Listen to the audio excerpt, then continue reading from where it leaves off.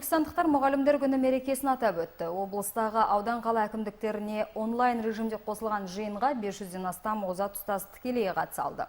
Өңірдегі 55 мыңнан астам педагогты төл мерекемен құттықтап, салтанатты шараны ашып берген облыс әкімі Жансейіт Түймебаев ұстаздар қауымының болашақ ұрпағымызды оқытып тәрбиелеудегі рөлінің маңызы зор екенін айтты.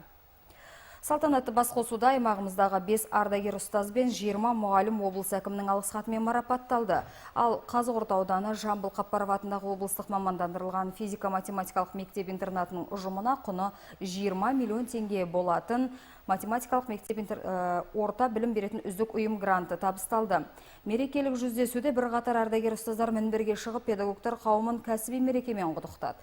Өңіріміз соңғы 3 жылда математика және жаратылыстану бағытындағы пәндерден республикалық олимпиадаларда ең үздік олимпиадалық командасы атағымен 2-3 жүлделі орындарды иеленуде. Республикалық олимпиада және ғылыми жобалар қорытындысы бойынша білім ұйымдарының жыл сайын жүздігі анықталып марапатталады.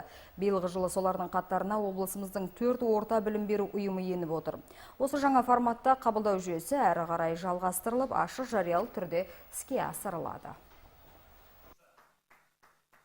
Биылғы жылдың ерекшелігі баршаңызды осы кәсіби мерекелеріңізбен жаңа облыс атымен, жаңа облыс орталығында құттықтап отырмын. Қазір барлық аудандар байланыста отыр. Сіздерді көріп отыр. Мінекей бүкіл ауданның оқытушы ұстаздар қауымы, ардагер ұстаздары барлығы отыр. Сондықтан өз атымнан сіздерді бүгінгі мерекелеріңізбен құттықтай отырып, үлкен табыс тілеймін.